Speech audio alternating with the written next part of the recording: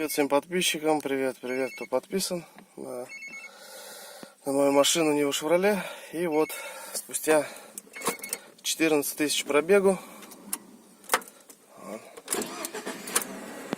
14113 проехал, появилась такая вот нездоровая канитель. Новая машина, хотя засвистел подшипник. Приехал сейчас в сервис. Думаю, что подшипник генератора.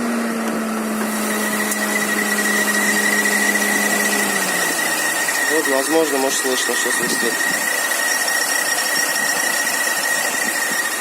Почему он? Ну, побрызгал туда водичкой. Вроде от передний подшипник перестал свистеть.